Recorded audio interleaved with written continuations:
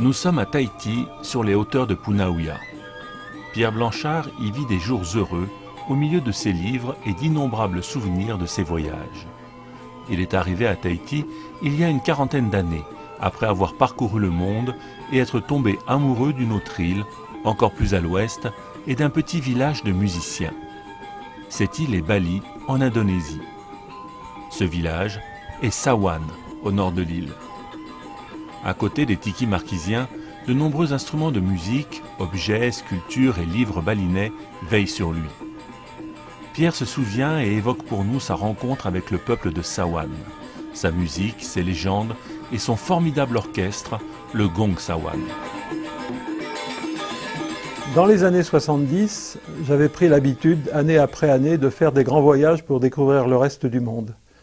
En 73, j'ai décidé d'aller parcourir l'Indonésie avec dans l'idée d'aller dans toutes les îles.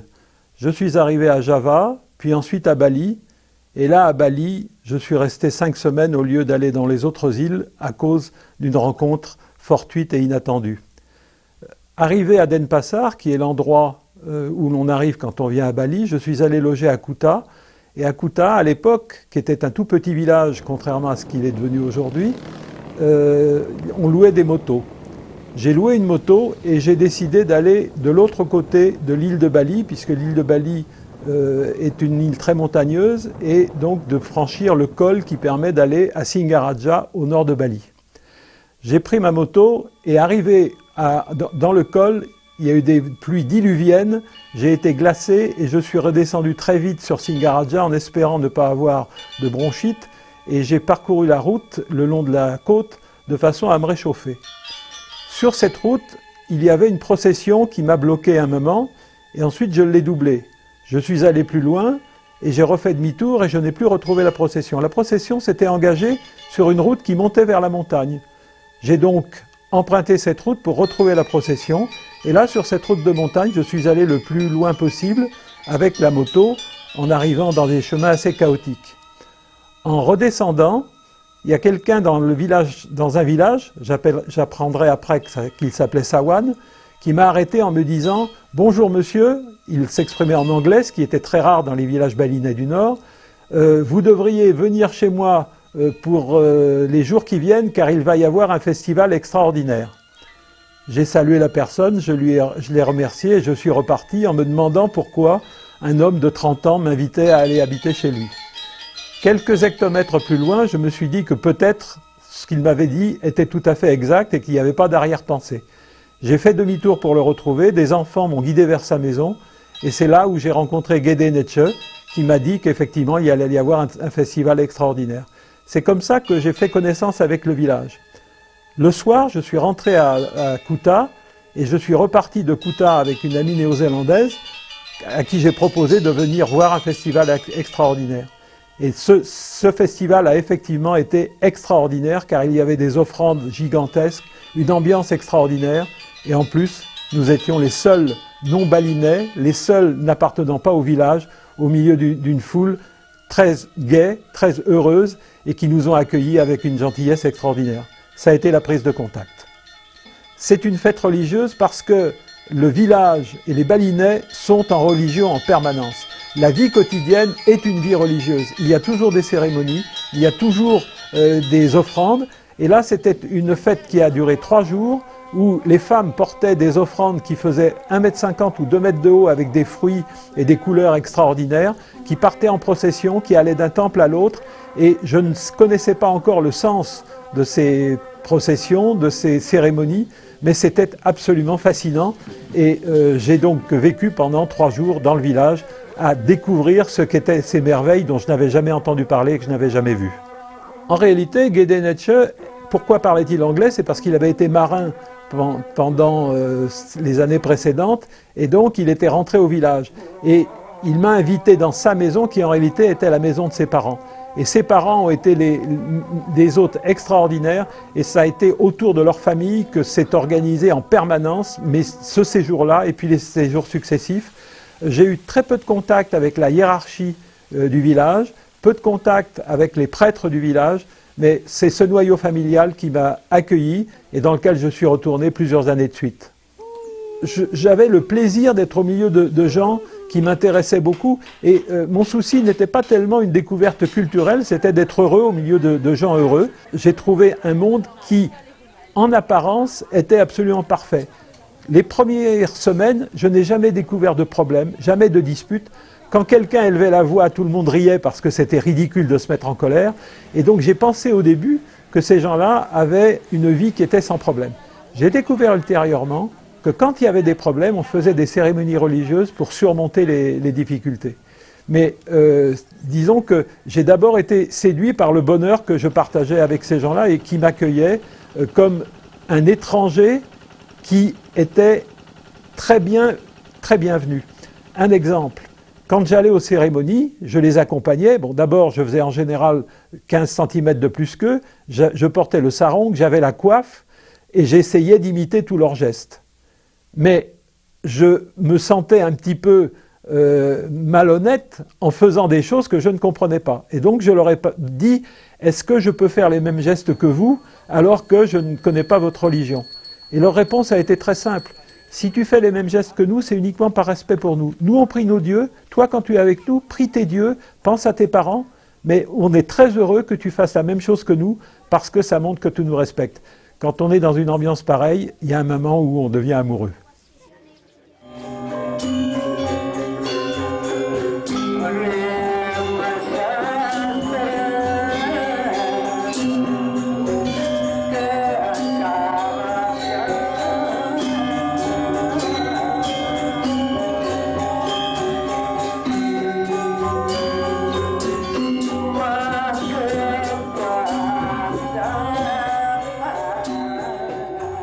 Alors d'abord, Sawan est un village de musiciens puisque c'est l'endroit où se fabriquent des instruments de musique pour l'ensemble du nord de Bali et pour un style de musique très vigoureux qui est le gong kebiar, qui est différent de la musique du sud de Bali.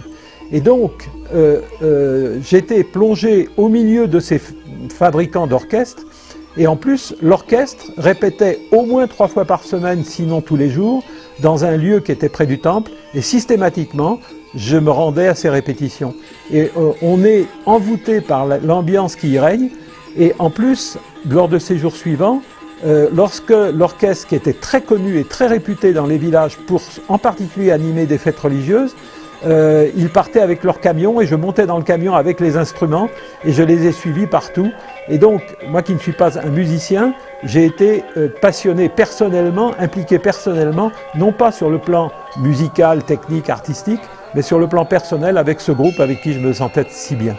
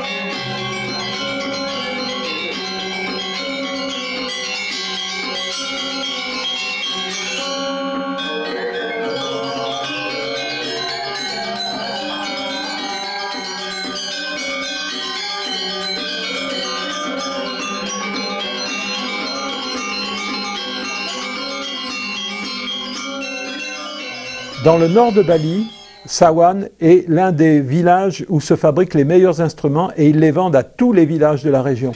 Et ce qu'il y a d'intéressant, c'est que ce sont des oreilles extraordinaires parce qu'ils n'ont pas d'oscilloscope pour mesurer les fréquences et la sophistication des instruments balinais est très grande.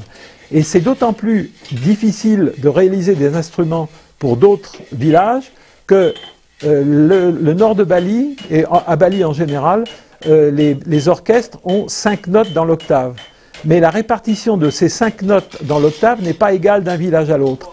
Et les gens de Sawan savent fabriquer les lames de bronze, les cloches, pour s'adapter à quelques hertz près à toutes les fréquences de tous les différents villages. Donc ce sont des techniciens hors pair, ce sont des techniciens d'abord sur le plan de l'oreille, mais également sur le plan de la fabrication du bronze, de la fonte, de la forge et de l'ajustement ensuite de chacun de ces éléments métalliques qui doivent former un orchestre cohérent. Alors, un orchestre balinais est une organisation extrêmement complexe et c'est plus une organisation biologique qu'une organisation mécanique. Par là, je veux dire que tous les gens sont ensemble et chacun a son rôle, mais il n'y a pas vraiment quelqu'un qui domine. En réalité, il y a un personnage très important, c'est celui qui a le tambour principal, qui est en même temps, parfois, le compositeur et le chef d'orchestre. C'est lui qui donne le rythme, mais il y a un deuxième tambour qui l'accompagne avec lequel il est en symbiose et en stéréo aussi. L'ensemble des autres instruments doivent s'intégrer complètement dans la musique. Et c'est la raison pour laquelle, en réalité, de temps en temps, on a l'impression que c'est le tambour qui donne le rythme. À d'autres moments, c'est celui qui tient le pétouk, c'est-à-dire la cloche unique qui donne un rythme et qui va varier au fil des morceaux. Dans d'autres cas, c'est celui qui a le gangse, c'est-à-dire le métallophone principal qui donne le rythme et qui donne les départs et les reprises. Et tout cet ensemble-là fonctionne de façon complètement intégrée et il n'y a pas vraiment un être unique. L'être, c'est l'ensemble de l'orchestre lui-même. Alors, les orchestres ont des compositions différentes selon les villages, selon les cérémonies. Il y a le gong kebiar qui est le grand orchestre du nord de Bali, mais qu'on retrouve maintenant dans certains cas dans le sud de Bali. Il y a le gong angklung qui a une composition un petit peu différente parce que dans le kebiar, il y a des très gros gongs, dans le gong angklung, les gongs sont plus petits, ou même parfois ce sont des lames qui donnent le son des gongs, mais qui n'ont pas la forme d'un gong. Donc il y a la partie, je dirais, métallophone. Cette partie métallophone, parfois au premier rang, il y a ce qu'on appelle le banc du trompong. C'est un banc à cloche et qui est joué soit par un musicien, soit par 4 musiciens. Derrière, tous les instruments à lame de bronze, avec au premier rang ceux qui ont les notes les plus aiguës, et puis plus on va en profondeur, les notes les plus graves. Mais ils jouent aussi de façon très complexe et les pièces musicales sont parfois aussi complexes que des grandes symphonies. Derrière, il peut y avoir les flûtes qui sont aussi très particulières parce qu'elles ont d'abord une forme particulière du point de vue de l'embout et ensuite elles dialoguent avec à la fois la section rythmique, la section musicale et les gongs. Et donc, dans les pièces musicales, on retrouve ce dialogue entre ces différents éléments avec des changements de rythme et des périodes douces et des périodes rapides qui en font de véritables pièces symphoniques. Ce que je veux ajouter aussi, c'est que en musique balinaise, je ne vais pas faire des catégories parce que c'est un ensemble très homogène, mais il y a des symphoniques où il n'y a pas de danse du tout, et en particulier l'orchestre de Sawan avec les compositions de Guédérissi, qui est mort maintenant, mais qui était un compositeur génial, a fait des pièces musicales qui sont extraordinaires du point de vue du changement de rythme, de la richesse musicale et de l'ampleur des sons qu'on peut y développer. Mais il y a des pièces musicales qui servent davantage au support de danse. Donc, en réalité, le chef d'orchestre, ça va être le danseur ou la danseuse. Et là, la musique peut être plus simple, plus répétitive, parce qu'elle est organisée en fonction du danseur, et c'est le danseur qui va apporter la variété qui fait le spectacle.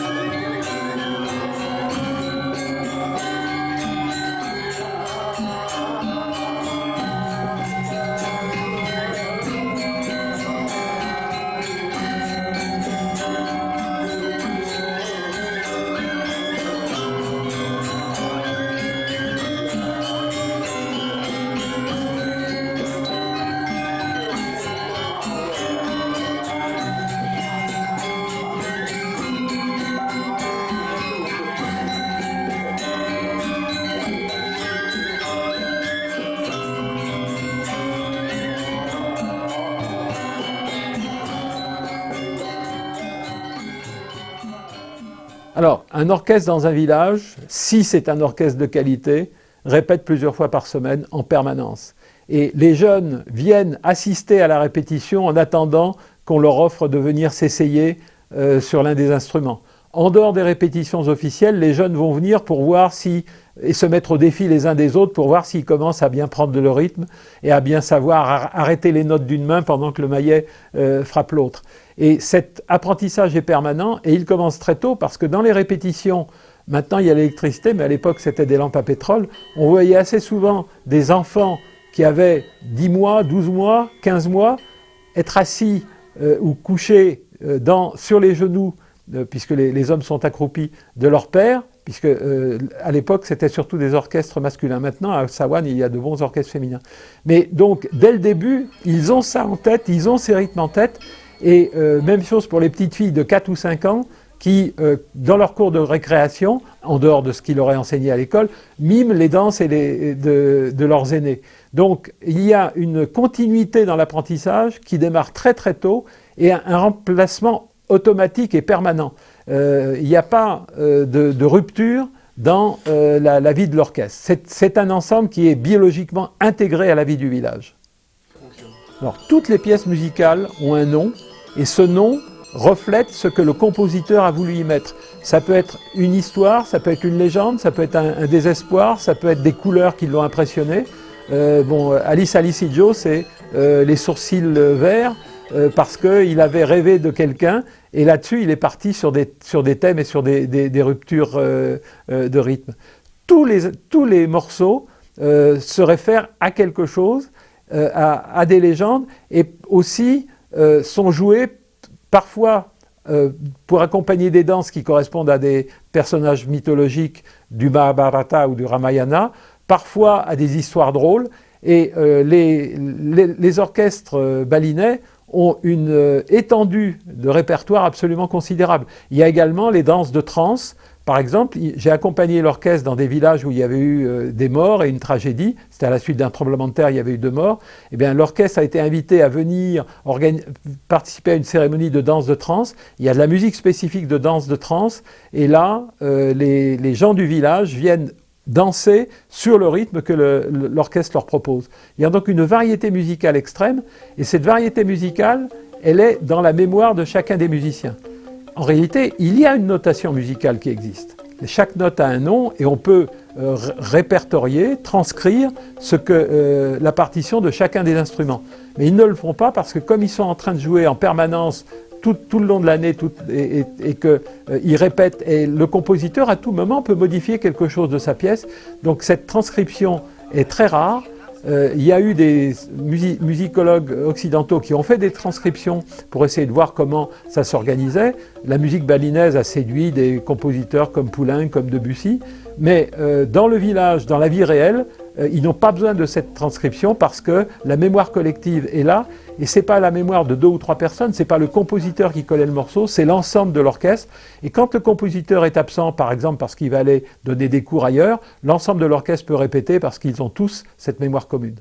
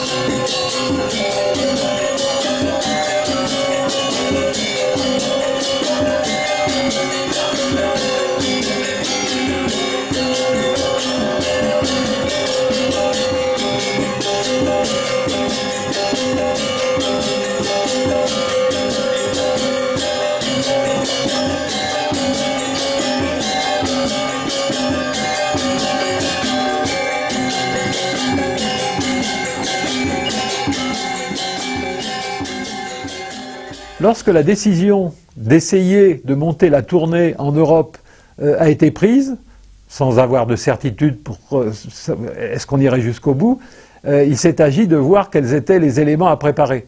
Je n'avais jamais fait de tournée de ce genre, mais je me suis dit que quand même, au cours de la tournée, on allait représenter sur scène, au Théâtre des Champs-Élysées ou ailleurs, des morceaux musicaux extraordinaires, et qu'il fallait que les gens puissent l'emporter chez eux. Donc, je suis allé quelques mois avant dans le village, j'ai loué un Nagra.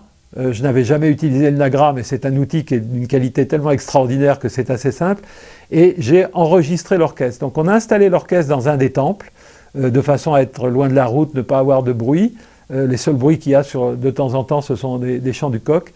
Et donc nous avons fait plusieurs séances d'enregistrement avec 2 micros, un Nagra. Et le résultat m'a absolument enthousiasmé parce que je ne connaissais pas le Nagra, qui était un appareil que j'ai loué. Il n'était pas question de l'acheter, c'était l'appareil des super professionnels. Et je suis rentré en France avec les enregistrements que j'avais faits de façon à transformer cela en un disque. À l'époque, en 78, les disques, c'était des vinyles. Et là, je me suis renseigné pour savoir où on pouvait faire graver un tel disque. On m'a donné des conseils et on m'a recommandé d'aller chez un graveur qui était près de l'avenue d'Italie, qui me disait-on, et c'était vrai, était le graveur de Erato et de Deutsche Grammophon. Donc c'était quelqu'un qui, du point de vue de son oreille, de sa sensibilité et de sa technique, était extrêmement réputé. Je suis arrivé très timidement en lui disant « Voilà, j'ai des enregistrements de musique balinaise ». Je m'attendais à ce qu'il éclate de rire parce que je n'étais pas ni Von Karajan ni un grand de la musique. Il m'a accueilli avec un petit peu d'amusement. Il a accepté le défi. Il a écouté les bandes. Il a trouvé que c'était digne de ce qu'il pouvait faire en tant qu'artisan. Et donc c'est là que le disque a été gravé. Et finalement, ce disque, je ne suis pas apte à juger, mais a été jugé comme parmi les disques vinyles les mieux enregistrés et les mieux gravés surtout de la musique balinaise.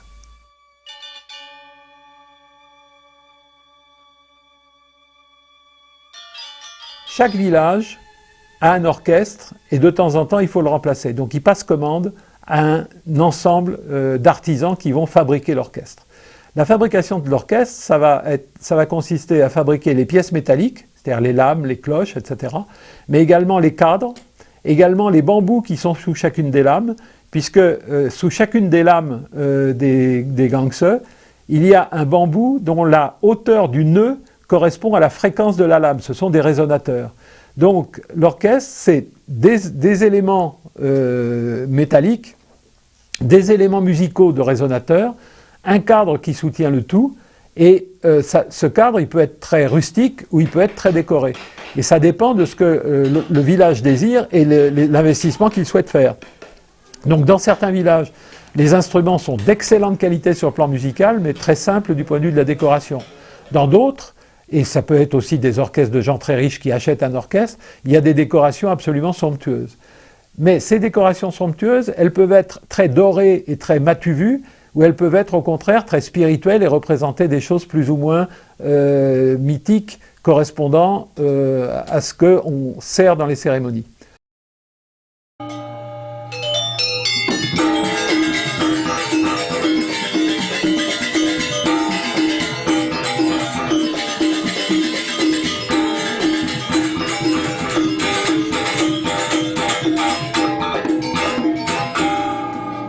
Ayant eu quelques problèmes professionnels en France, après plusieurs années où je n'avais pas pris de vacances, je suis allé passer 2 mois et demi dans le village de Sawan, un petit peu pour me réfugier.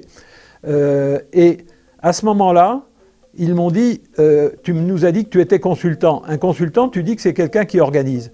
Donc tu dois être capable de nous organiser une tournée en Europe. J'ai éclaté de rire parce que c'est un domaine que j'ignorais complètement. Je n'avais jamais su ni vu comment on organisait une tournée, comment on négociait avec des théâtres, comment on transportait un groupe. Et donc, je me suis beaucoup amusé. Mais il m'avait mis dans la tête une idée dont je n'ai jamais pu me débarrasser tant que je ne l'ai pas réalisée. Donc c'est avec beaucoup d'inconscience, mais en même temps, parce que c'était des amis avec le plus de sérieux possible en fonction de mes incompétences, que j'ai essayé de lancer cette affaire-là. Sur le plan professionnel, j'ai demandé à mon employeur, une grande entreprise de conseil qui s'appelle McKinsey, de m'accorder une année sabbatique. Et donc, pendant cette année sabbatique, j'ai préparé la tournée, j'ai négocié avec les théâtres, j'ai découvert le monde artistique, j'ai découvert également les problèmes de transport aérien, de logistique, pour trouver un camion pour transporter 4 tonnes de matériel et tous les costumes, de trouver des bus pour transporter 52 personnes sur l'ensemble de l'Europe. Et donc, je me suis lancé avec beaucoup d'inconscience. J'ai eu beaucoup de chance de rencontrer des gens exceptionnels qui m'ont aidé. Cette tournée s'est très très bien passée. Ils ont eu la rémunération à laquelle je m'étais engagé et on est revenu dans le village très heureux d'avoir réussi quelque chose qui était peut-être impossible, mais comme je ne savais pas que c'était impossible, je l'ai fait. À l'écoute de la musique la première fois, c'était avant leur arrivée. Pierre, bien sûr, m'a fait écouter un certain nombre d'enregistrements. Et la première écoute est pour une Française qui n'a pas reçu ce type de culture au préalable, assez impressionnante et en même temps indéchiffrable. On n'a pas ces notes-là dans la tête dans notre éducation en France. Hein. Et comme il n'y a pas eu d'histoire entre la France et l'Indonésie, forcément on n'a pas du tout reçu cette culture, ce qui est différent de la musique algérienne ou de la musique marocaine ou de ces pays dont on est plus proche.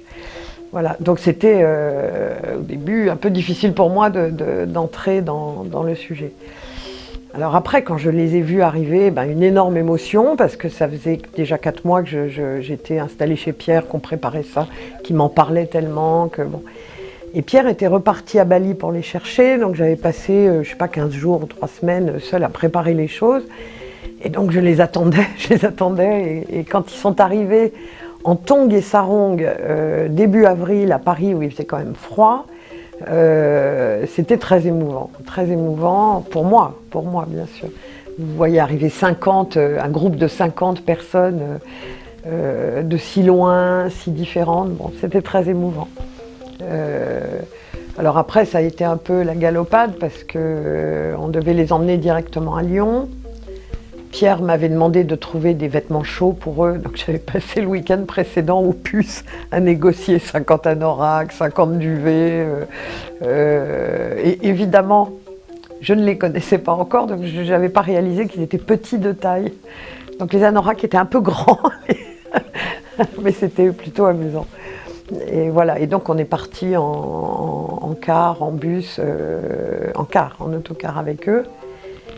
Et avec le camion qui contenait le matériel, il y en avait pour 1,5 tonne de matériel, c'était impressionnant ces instruments.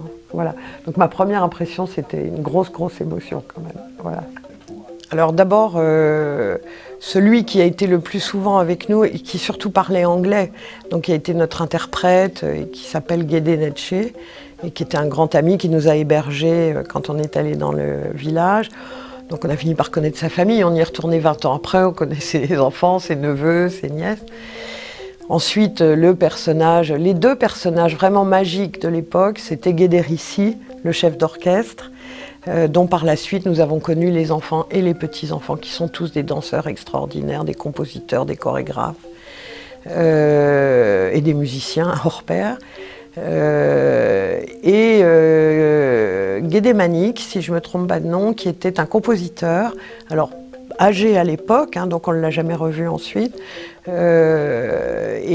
qui, à un âge très avancé, dansait des danses de masque absolument sensationnelles, avec beaucoup d'humour, qui n'était pas de Sawan, mais qui faisait partie quand même, tellement il était proche de cette musique et tellement il en avait composé pour eux d'ailleurs, si ma mémoire est bonne.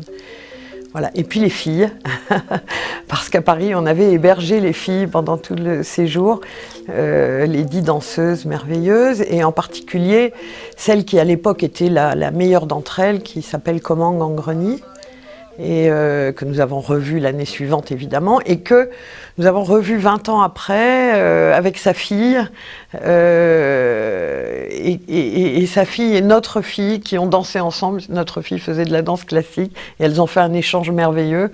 Voilà. Donc ça, c'est les personnages qui m'ont le plus marqué, dont je me souviens même de leur nom aujourd'hui encore.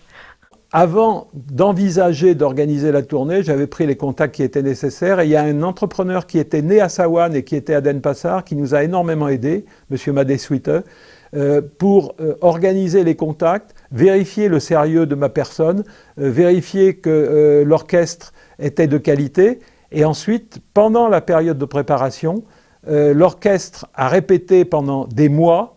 Il y a eu des membres de l'Académie de musique et des académies artistiques de Denpasar, donc de la capitale, qui sont venus vérifier s'ils étaient dignes de quitter Bali et de les représenter à l'étranger. Ils ont été soumis à une pression considérable pour la qualité. Et ensuite, le village s'est organisé pour sélectionner les meilleurs musiciens, parce qu'en réalité, il y avait un grand orchestre de Sawan, mais il y avait plusieurs autres orchestres dans certains des bourgs du village.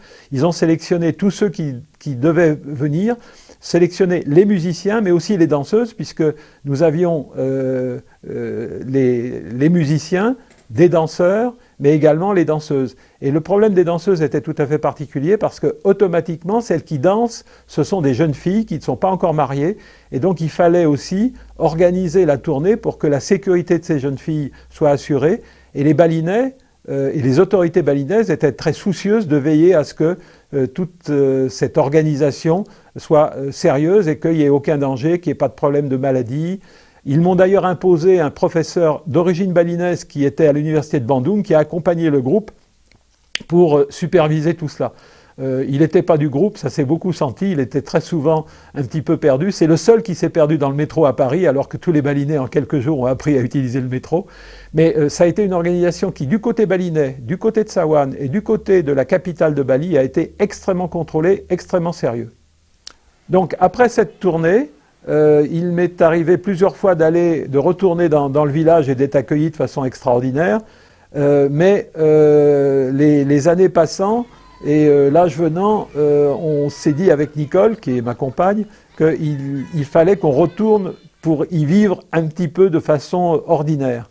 Et à ce moment-là, j'ai repris contact avec Gede Netche, qui m'a annoncé qu'il y allait y avoir un festival très intéressant à certaines dates. Nous avons donc programmé notre voyage en 2012 pour arriver dans le village quelques jours avant ce festival et s'installer de nouveau dans la famille de Gede Netche.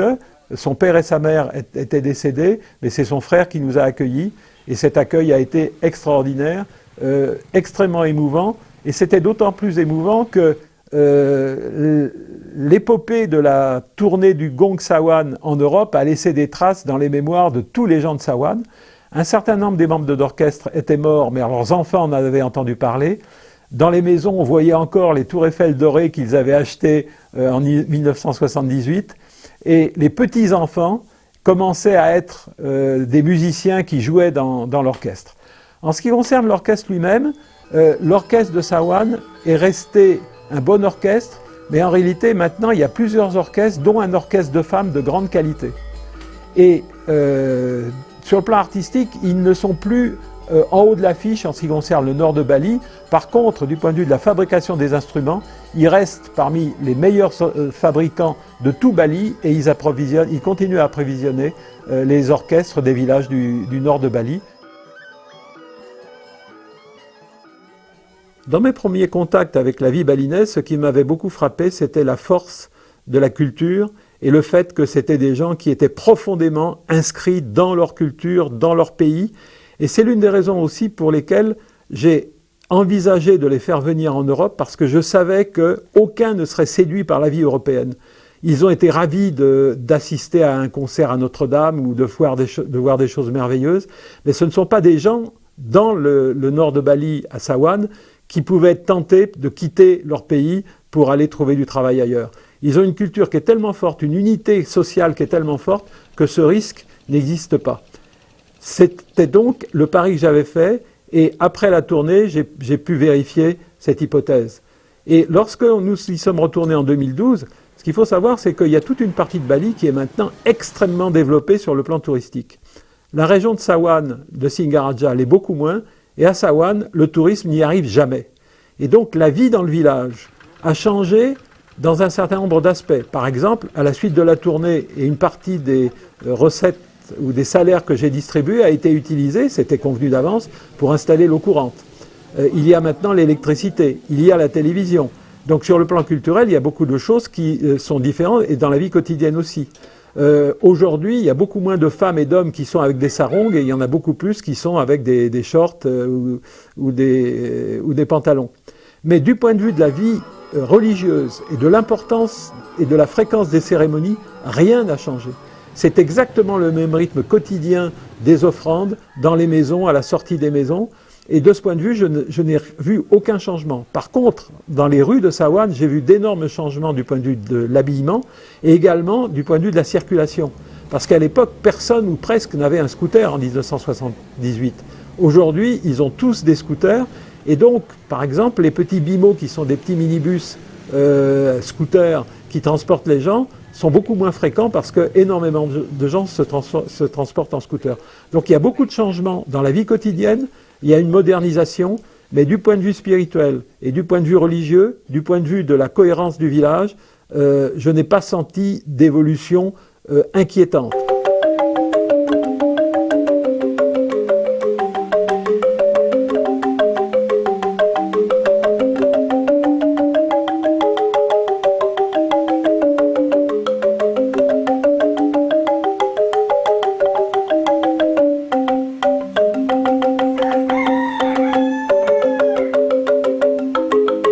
Le Mahabharata et le Ramayana, qui sont les deux poèmes épiques de la religion hindoue, inspirent énormément des danses et de la vie quotidienne, et ce sont des références morales, mais ce sont aussi des références musicales, et dans certains cas, et c'est le cas de l'orchestre qui est ici, il y a des décorations qui reflètent un certain nombre de scènes du Ramayana. C'est très rare d'avoir des compositions de cette qualité du point de vue de la sculpture, même si les Balinais sont des sculpteurs extraordinaires, et en plus, la commande qui a été passée par Nietzsche quand il a fait fabriquer cet orchestre, c'était que ce soit le plus traditionnel possible. Et donc, il a demandé à celui qui a fabriqué l'orchestre d'utiliser les bois traditionnels, mais également que toutes les colorations, toutes les couleurs utilisées soient des couleurs traditionnelles. C'est-à-dire qu'en principe, je n'ai pas vérifié, mais il n'y a aucune peinture occidentale qui intervient, et toutes les couleurs, y compris les couleurs dorées, sont fabriquées comme elles se fabriquaient depuis des décennies à Bali. C'est donc du point de vue de la qualité de la représentation, de la qualité des sculptures et de la qualité des couleurs, un orchestre un petit peu exceptionnel, et chacun des instruments porte l'interprétation d'une scène du Ramayana, et à travers ces différentes images, on peut reconstituer l'histoire du Ramayana. Bali est une île d'Indonésie, et l'Indonésie a été conquise par la religion hindoue au 1er siècle de notre ère. Vers le 14e siècle, alors que la religion musulmane est descendue par l'Inde jusqu'à Java, l'ensemble des princes javanais se sont réfugiés à Bali, qui est devenu le sanctuaire de la religion hindoue. Cette religion hindoue a deux grands poèmes épiques qui sont la base de toute sa morale, de tout son folklore et d'une grande partie de ses arts. Ce sont le Mahabharata et le Ramayana. Le Ramayana est très souvent utilisé comme thème pour les danses, pour les sculptures, pour les histoires, et c'est en même temps une grande référence éthique et morale. Ce grand poème épique, le Ramayana, a été écrit au 5e siècle avant Jésus-Christ, du moins dans ses premiers éléments. Il semble avoir été inspiré par les dieux. On retrouve là les grands mythes de toutes les religions où les dieux inspirent un écrivain ou un scribe. C'est également une inspiration pour un grand nombre de spectacles de danse qui reprennent certains des épisodes du Ramayana, et on retrouve ça dans l'ensemble des danses balinaises, avec des variations de tous ordres et des personnages de tous ordres. En particulier, le singe Hanuman, le singe blanc, donne aux danseurs la possibilité de faire des acrobaties et des danses extrêmement spectaculaires, alors que les femmes, telles que Sita, sont limitées aux danses très harmonieuses de la danseuse balinaise traditionnelle. Le Ramayana est un grand poème épique, donc, qui raconte l'histoire de Rama et Sita. Mais ces deux personnages sont des personnages tout à fait particuliers, puisque Rama est le fils d'un roi, mais en même temps la réincarnation de Vishnu. Sita est née dans un sillon, et d'ailleurs le nom de Sita veut dire sillon. Rama devait être l'héritier du roi, mais il n'était pas l'aîné. Donc il a laissé sa place d'héritier à son frère. Son frère ne souhaitait pas prendre sa place, mais Rama, par souci de justice, et on retrouve là tous les thèmes éthiques du Ramayana, est parti et s'est exilé avec un autre de ses frères, et avec Sita, fait face à tout un ensemble d'aventures. La première aventure, c'est lorsqu'il rencontre une déesse monstrueuse qui veut le séduire. Il y a un combat, et cette déesse monstrueuse qui coupe l'oreille au frère de Rama, finalement, est très déçue d'avoir été rejetée. Elle fait appel à son frère, qui est aussi un monstre, qui s'appelle Rawana, et Rawana va venger sa sœur en tentant d'enlever Sita, la femme de Rama. Pour cela, il envoie une très belle biche dorée qui va gambader devant Sita et Rama, et Sita demande à Rama de chasser cette biche dorée. À ce moment-là, Rama part et court derrière la biche dorée, et Rawana se précipite sur Sita et l'enlève. Il l'enlève pour l'emmener très loin sur une île qui s'appelle Lanka. En réalité, c'est Sri Lanka, c'est-à-dire c'est Ceylan. Donc l'enlèvement a eu lieu et Rama et son frère sont désespérés et ils vont tout faire maintenant pour essayer de récupérer Sita. Mais Rama ne sait pas où a été emmenée sa belle Sita. Donc il part un petit peu dans tous les sens, mais un grand oiseau qui s'appelle Jatayu va survoler l'ensemble des terres d'Inde pour retrouver Sita.